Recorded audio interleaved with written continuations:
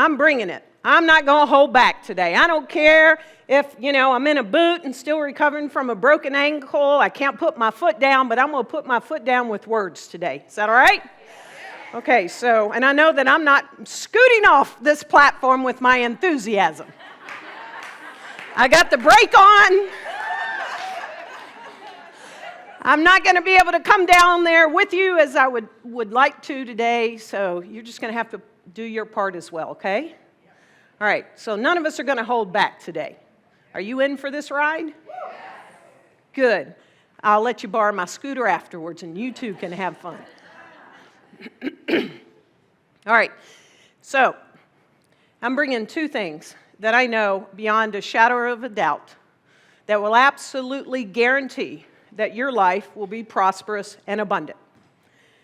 It's a guarantee, I'm telling you. Now, you can believe it or not, but these two things, if you already aren't, or if you're feeling like you already do live a prosperous and abundant life, like I feel right now, it's going to up the ante even more by doing these two things as much as you can and not hold back. Okay? All right. Number one, gratitude. Number two, giving. You've heard this before, right? Gratitude and giving. I trust that we're all, including me, are more inspired to do more of this and to not hold back on our gratitude and our giving. All right? So I'm going to get right to it. And the reason why I want to hit this as best that Spirit wants to hit it as me today and not back off is because for the sake of your abundant life, I can't hold back. I realized that the last time I taught foundations, when a particular subject came up and I did not hold back, and 5 or 6 people said, I'm going to do that. I've never decided to do that before, and it changed their lives. And so it's sort of like if I have the secret sauce and I don't share it with you, shame on me, right? Emerson tells us that every single person is an inlet. And may become an outlet to all there is in God. I thought about that a lot this past week. So he says we're an inlet, and he says we may become an outlet to everything that is God, everything that is Spirit. So we must be an inlet and an outlet. Ernest Holmes, Eric Butterworth said that never allow anything, but specifically money, of any kind or any amount to pass through your hands without blessing it. So let's just move to gratitude. So anything, thank you for bringing me my tea this morning, Petra, right? Gratitude. So I didn't let that tea or that act pass through my hands without thanking it. But especially money. Don't allow any kind or any amount to pass through your hands without blessing it. Thank you. Thank you. Whether it's coming to you, thank you, or whether it's coming from you, thank you. See? Bless it. Gratitude. Thank you. Thank you. Thank you. Thank you. Ernest Holmes tells us that money is a wonderful symbol. We have all kinds of symbols in our lives, don't we? Some people take symbols and they worship them.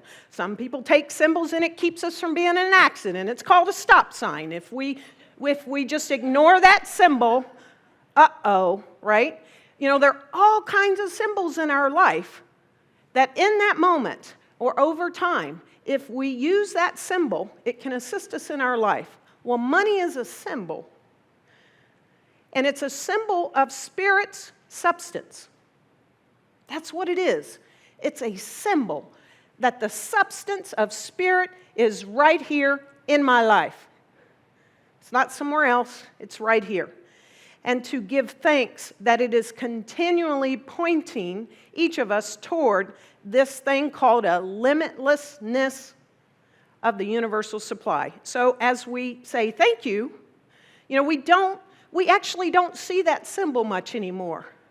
It's become so electronic. I think that's having some impact. Who knows? I don't know. But, how many times, how many automatic bill pays do we have set up in our life, right?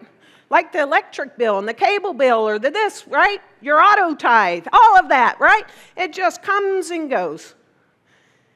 Do we bless it as it comes in, paycheck or whatever,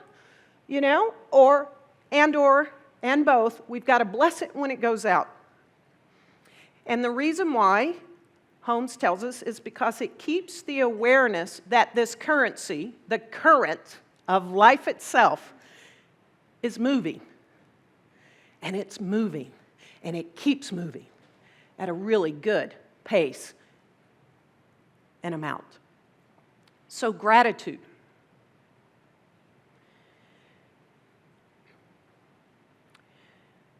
When it comes to you, give thanks that it has flowed from the infinite source.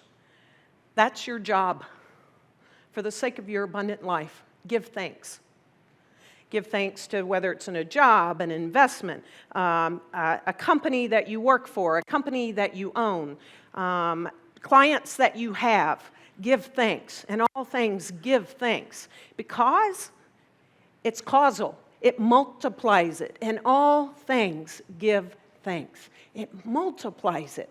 And so the more we give thanks, the more we multiply it and we move closer and closer to the truth of what our life is really meant to be, and that's to be in the limitlessness of the supply of the universe. And when it goes from you, give thanks so that there's no depletion. And as we give thanks, again, that increases. So we give thanks when it comes in, so the in increases. We give thanks when it goes out, that increases too.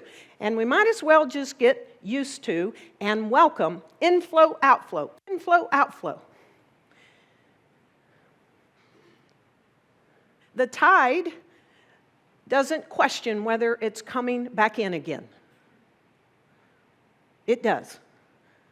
The tide doesn't question whether it's going to go out. It doesn't say, nope, I'm staying on high tide today. It goes out. Everything in life works this way. It just depends on if we clog it up, get in the middle of it, become Drano necessary. Are we walking around in our lives as a clogged drain? Well, one of the ways to unclog it or to increase the flow is through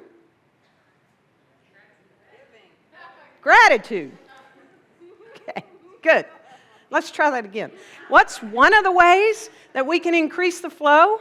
Gratitude. Oh, thank you, because I can't spend more time on this one. Not today.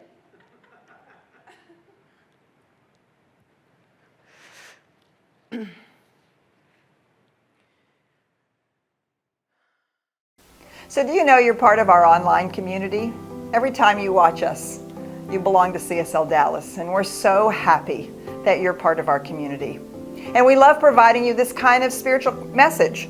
So if you want to keep seeing this, please donate. You can donate at csldallas.org/give, or you can text 972-954-4404. Be part of our community and sit back and enjoy the message. Here we go. Giving. It's not ever struck me before on this quote from Emerson is that we may become an outlet. We may become an outlet to all there is in spirit. Giving. Ernest Holmes tells us that we are to allow the gifts of life to flow out of everything we touch. everything we touch, everyone we meet, every situation we contact. That's a lot. That's a lot of giving. Let it flow out in everything we touch, everyone we meet, and every situation we contact. When we don't, this universal flow is clogged. Have you ever noticed when you're walking down the street and you're having a bad day and someone's passing you on the sidewalk and the one thing you'd love to have is a smile or an acknowledgement or someone to just say, "How you doing?" And that doesn't happen, and you keep moving in that direction. It doesn't feel as good. Or what if reversal? What if you're walking down the street and you see someone and you have something that you just want to say, "Good morning, how you doing, Sharon?" And you don't, you just walk down the street. Do you notice how you keep moving in your day? The instant way for us to change anything is to give. To give our attention, to give of our love, to give of our smile, to just give, right? Then, wherever we go, when we do that, as much as we can, because Lord knows I'm not perfect, everything, every situation is blessed, and every person is helped in a way that I guarantee you, will never know. We've heard stories of someone saying, because someone took 2 minutes out to say, "Are you doing all right?" or whatever, they were about to commit suicide, and no one knew that. We've just heard stories. When there's any time that we can give and not withhold, it changes everything. Any kind of, if we withhold an apology, how's that relationship going for the next hour or so? Or day or month or year?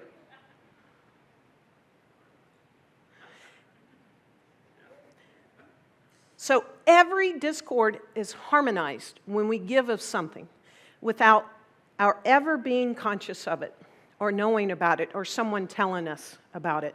We're touching lives when we give. And so Ernest Holmes also tells us that this real giving that I'm speaking of is an art of transmuting ourselves to others and to the conditions and the situations around us. We just heard how the love, the acceptance, the space, the music, the teachings, all of that has absolutely changed and transformed the situations and conditions in a family. So this kind of giving is not something for special occasions only. Let go of the china. How many of us only bring it out once a year? How many don't? Right? But this is not our fine china. We're to give it away as much as we can in every situation.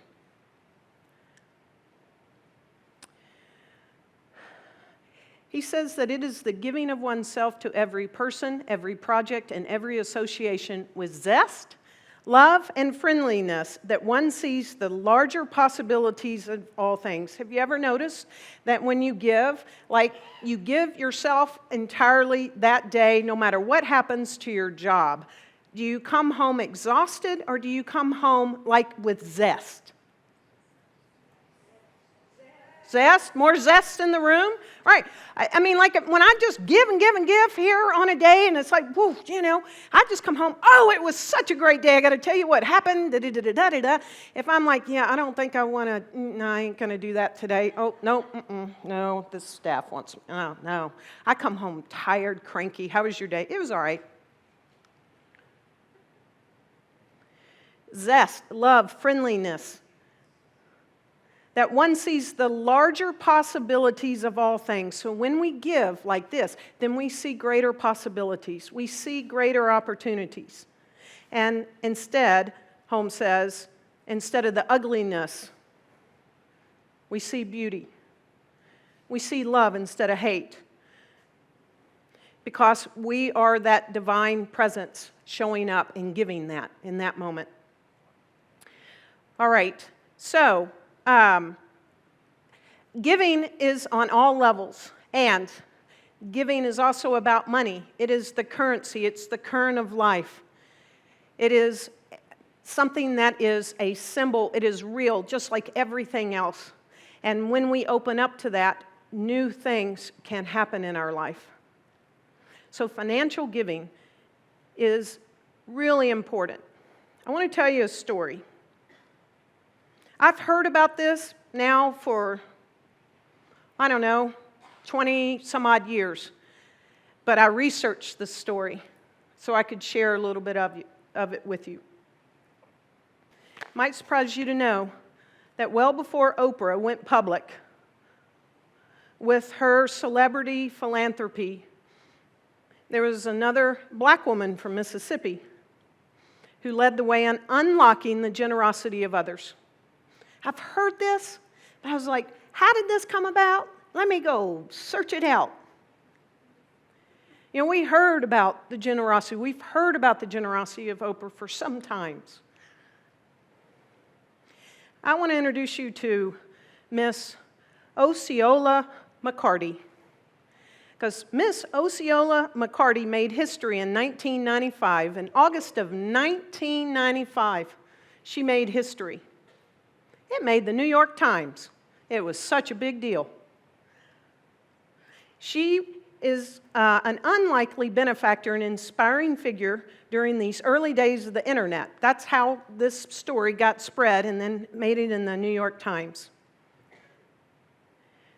So Miss McCarty, by donating much of her life savings and announcing the gifts shortly after, she catalyzed a community of givers to join her in the support of $150,000, this is 1995, $150,000 scholarship fund established for black students at the University of Southern Mississippi. That sum was at the time the largest gift the college had received from an African-American donor. Okay, multi-race university. She didn't give it to a black-only college. She wanted to give it to, because I've read a lot now, she wanted to give it to where she lived, locally.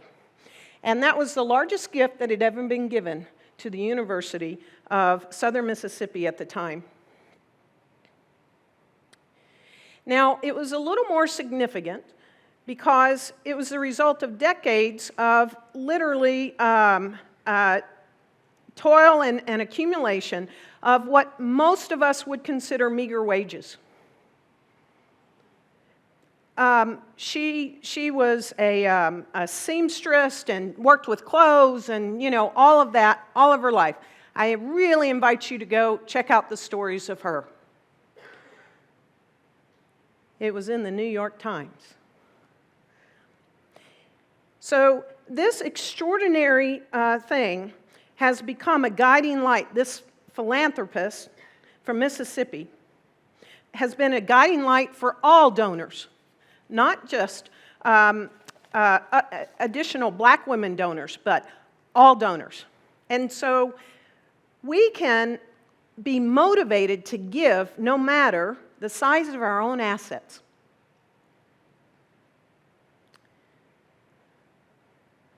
She liked to say that she dispelled the adage that anonymous was a woman. So she wanted to share the news. And I think we should share more good news. I keep working on that. I'm doing my best. I'm going to keep working on only sharing good news. Share the news. Now, here's what I want you to know. She also became an ambassador, not just a philanthropist, because she realized the power in telling one's story. And that's why she told her story. And that's why I want us to tell our stories. And because of that, she gave from the substance, all the substance she had. She gave of her story, of herself, not just her money. And this gift to the university seeded a lot more money for scholarships that continue to pay dividends across southern Mississippi and beyond. The university continues to acknowledge her role as an institutional benefactor so that students understand how her generosity has helped to make their educational goals a reality. But her giving didn't stop there. And this is the story that I've heard for so long. Someone from Atlanta, Georgia, saw that. And he read the story about this woman in Mississippi who earned what we would consider very, very, very little throughout her lifetime. And she made a $150,000 contribution she gave for something greater than herself. Someone in Atlanta, Georgia read that story and it changed his life. So in 1996, Ted Turner gave away $28 million because of Miss McCarty. Yeah, you can clap for that. He gave away $28 million, and it went to World Watch, the Bat Conservation Society, Friends of the Wild Swan, and hundreds of other environmental causes. He was on an interview with Larry King on Larry King Live, and he said this. He said that he had discovered that the more good I do, the more money has come in. He said, you have to learn to give. We're not born to give. We tend to born to be selfish. I think he's speaking of Emerson right there, right? And he said that, the world is awash with money. There's so many rich guys in a world of billionaires. The world is awash with money and nobody knows what to do with it. We don't want the money.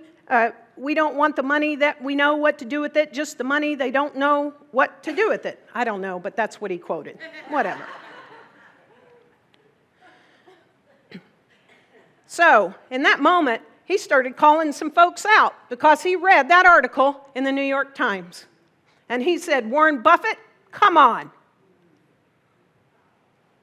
Bill Gates, come on. He did. Ted Turner called him and said, come on. Let's start giving this stuff away. Let's choose who we give it to. And he wasn't done then. In September of 1997, the next year, because of this woman in Mississippi, he stood up when he was being honored, as the founder of Time Warner and CNN and all that.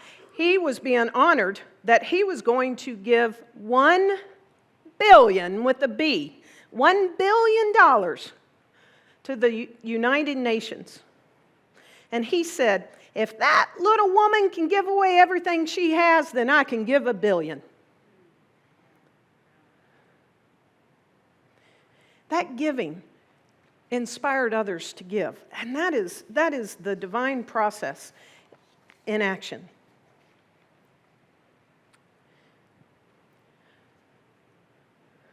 So there's another kind of giving that's in the mix of this, and it's called discipline giving.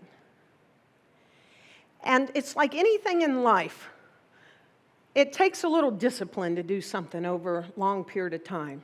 If I'm not disciplined to go work out consistently over a long period of time, then I don't have the health in my body that I want. If I'm not disciplined, actually in a way, to pay attention to my relationship and to give that relationship, TLC and attention and conversations and till the soil and how you doing and all of that, oh boy, does that start to, not grow. It starts to wither, right? In every area of our life, and this is the same with money.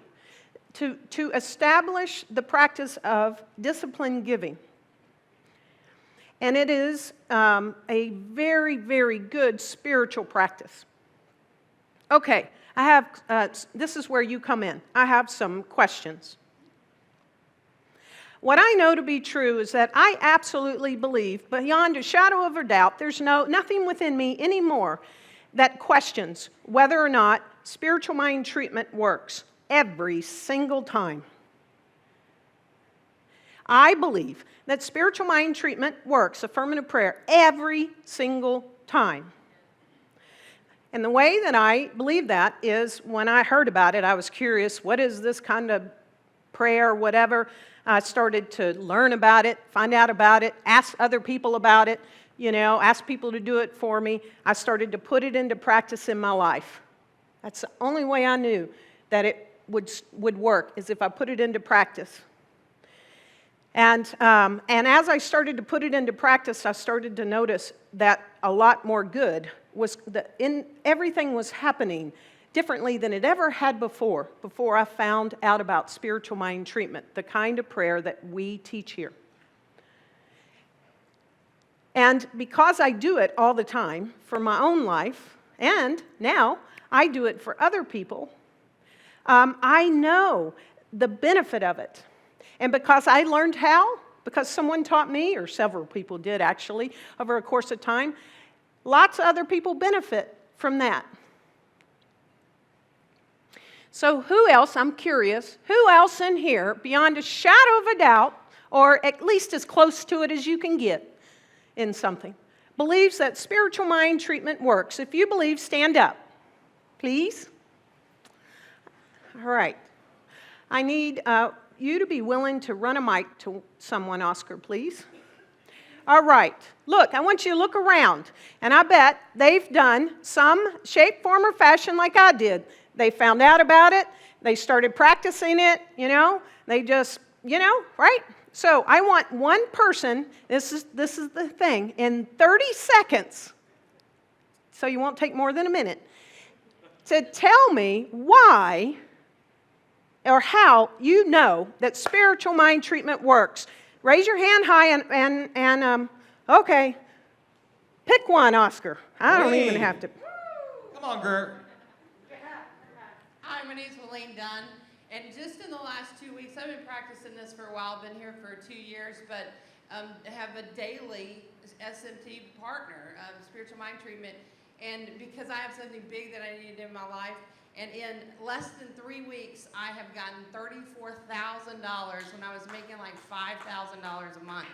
And this is a regular practice of just spiritual mind treatment, not necessarily about money, but just about life and circulation. Great, thank you. That was perfect. I'm going to give one more. Hit Septima up real quick. Be quick. And then when Septima's done, I want you to look around at everybody again before I invite you to sit down. All right. I had an appointment with Reverend Petra, and I had a lunch date with my wife and another friend, and she dropped me off, and I went and met with Petra, and Petra did a mind treatment for me, and when I got to lunch with Lydia, she said, well, what did you meet with Petra about? I'd like a job. And that next hour, I got a job.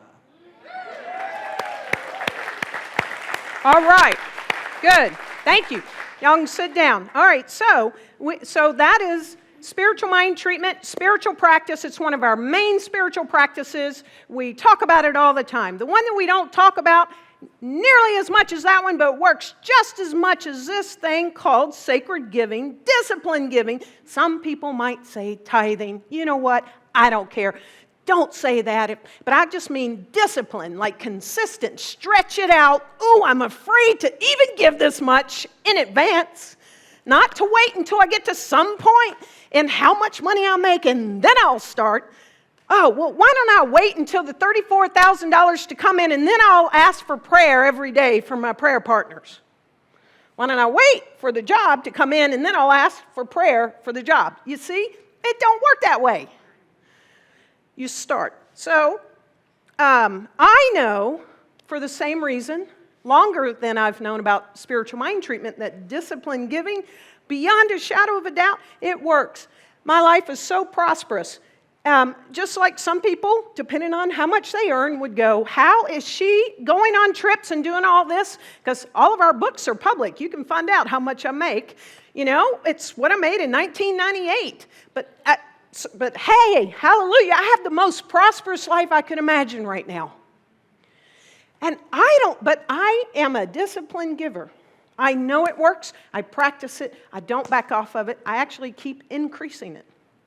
So if you, in this thing called discipline giving, consistent giving, tithing, sacred giving, whatever, if you believe, like me, that this stuff really works in that, I would like for you to stand up.